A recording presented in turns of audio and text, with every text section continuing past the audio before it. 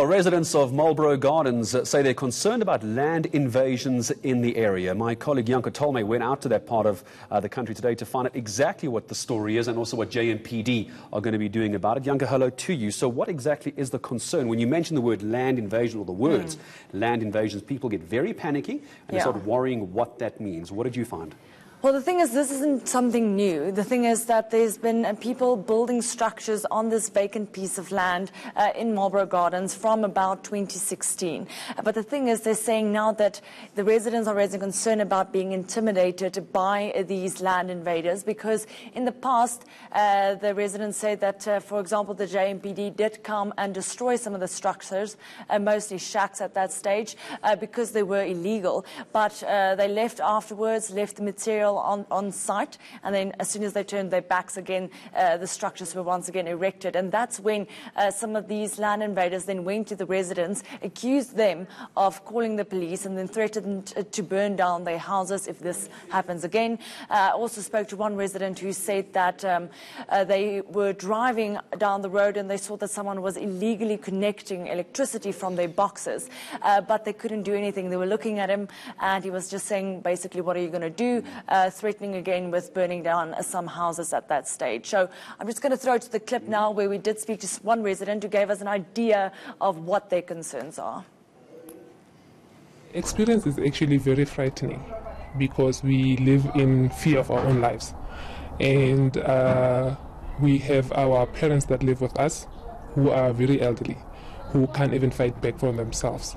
So what had happened when they first destroyed the houses, they came and accused us of calling the police, and that's when the streets were barricaded and the electric boxes were put on fire, and we were left without electricity for almost a whole month. And with that, we were also we were threatened that they were going to burn our houses if something like this ever happens again, which also resulted in one of the neighbors' houses being petrol bombed. And so we can say we live in fear.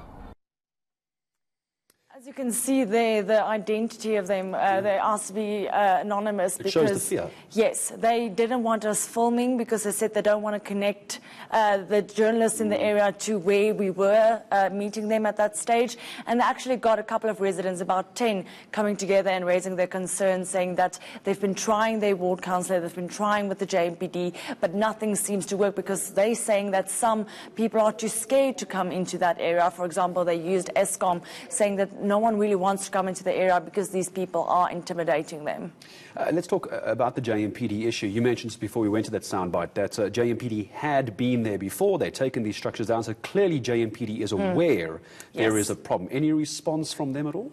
They're giving an official response tomorrow because they are meeting with their legal team, but they are aware of the challenge. And they also said that they had a court order previously to demolish those structures. So if that is still in place, they can go ahead once again. But we also heard that lady telling us that they are scared about what's going to happen afterwards, even saying that they're pretty scared what's going to happen even after this interview is going to play, because someone might see it and they might know who has been raising these concerns. So there's different challenges when it comes to this. As I've mentioned, the illegal electricity connections as well is an issue. They're saying that crime has increased in the area. Obviously, that can't 100% be attributed to the shacks.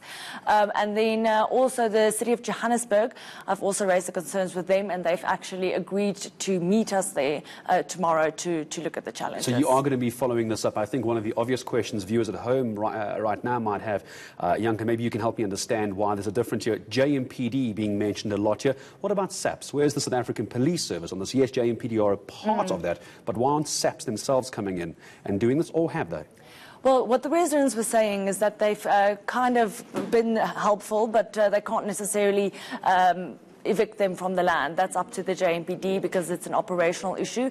Why I did raise it with the city of Johannesburg is because if these shacks were to be demolished one of these days, once again, there's also concerns about where these people are going to go because it's a couple of hundred people who live there because obviously they have nowhere else to go. It is open municipal land, but obviously it's not just the fact that they're occupying this land illegally. It's because of the residents saying that they have been intimidated by them. One house, as you heard, was petrol bombed, and they believe much more can be done if they are to approach those people with further concerns. And that's the issue, as you quite rightly say, Janke. Thank you so much about the where do these people go if these structures are going to be destroyed, which is where the city comes in. I know you'll be on that story for us, and we'll get plenty more from you in the days to come. Janke Tolmay, thank you very much indeed.